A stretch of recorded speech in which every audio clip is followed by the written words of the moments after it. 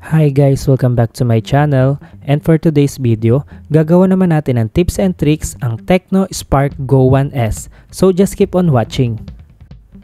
So ang una ko guys na ituturo sa inyo is kung paano makatipid ng battery kay Tecno Spark Go 1S. So punta lang kayo guys sa settings, then hanapin nyo si Battery Lab. Pagka-click nyo kay Battery Lab, may dalawang option dun guys, yung Ultra Power Saving saka yung Power Boost. So, depende na lang sa inyo guys kung alin ang pipiliin nyo dun sa dalawa kasi magkaiba po siya ng function. For example, yung Power Boost guys, ginagamit ko lang siya kapag babiyahe. Unlike kay Ultra Power Saving na ginagamit ko siya kapag may bagyo. Kasi guys, kay Ultra Power Saving, mas tatagal yung power nung cellphone ninyo. Kung pansin nyo naman, mas tatagal siya ng 27 hours. Unlike kay Power Boost na nasa 3 hours lang inadagdag sa itatagal ng battery niya. Then, dito kay Ultra Power Saving guys, pwede kayong pumili ng application na pwede nyo lang ilagay sa display ninyo. Then, ang next ko naman guys na ituturo sa inyo is kung paano mag-screenshot kay Tecno Spark Go 1S. Hindi po siya yung katulad ng ibang Android na 3 fingers slide up or slide down. Ang pipindutin nyo po guys is yung volume down and power button. Then, yun lang guys, ganun lang kadali. Then, ang next ko naman guys ituturo sa inyo is kung paano baguhin yung desktop settings kay Tecno Spark Go 1S. So, press nyo lang yung screen nyo ng mga 3 seconds, then lalabas dyan yung desktop settings. Click nyo yung appearance, then lalabas dyan yung icon size, page turn effect, desktop grid. Yan, dyan. Pipili lang kayo kung anong gusto nyong effects.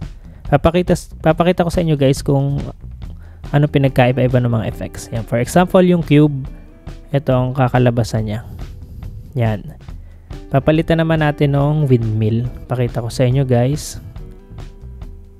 Yan. Click nyo ulit yung appearance, then page turn effect, then windmill. Ito ang kakalabasan niya guys kapag yung windmill. Yun. Ganun guys. Ganun lang guys magpalit sa desktop settings. Then, ang next ko naman guys na ituturo sa inyo is kung paano mag-extend ng RAM kay Tecno Spark Go 1S. So, punta lang kayo sa settings. Then, hanapin nyo dyan guys si special function. Yan. Click nyo lang yung special function.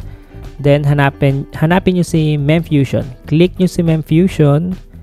Yan. Yun sa akin kasi guys naka-activate na yung memfusion ko. Yung 3 GB RAM nyo is mag-a-add pa ng 1 GB RAM. So, hihiram siya sa internal memory ng phone nyo guys. Then, ang next ko naman guys na ituturo sa inyo is kung paano baguhin yung navigation key sa baba. Yan, yung may 3 button sa baba. Yung iba kasi guys, ayaw nang may key sa baba. So, punta lang kayo sa settings. Then, hanapin nyo guys si system. Click nyo lang si system guys. Then, click nyo yung system navigation. May 2 option kayo dyan guys kung gesture navigation or 3 button navigation. Sanay kasi ako guys sa 3 button navigation kasi kapag gesture navigation di ako sanay nang walang nakiklik sa baba. Then ang next ko naman guys na ituturo sa inyo is yung storage cleanup kay Tecno Spark Go 1S. So punta lang kayo sa settings. Yan, kung pansin nyo guys, naglalag or nag-ahang yung cellphone ninyo, punta lang kayo sa settings, hanapin nyo lang dyan guys si storage. Click nyo lang si storage. Then, click nyo lang yung clean up sa baba. Yan. May need lang kayo dyan i-activate eh. Yan. Click nyo yung clean. Then, punta kayo sa settings para ma-activate yung phone master nya. Yan, click nyo yung phone master and activate. Yan. Then after nun guys, pwede nyo na siyang ma-clean up.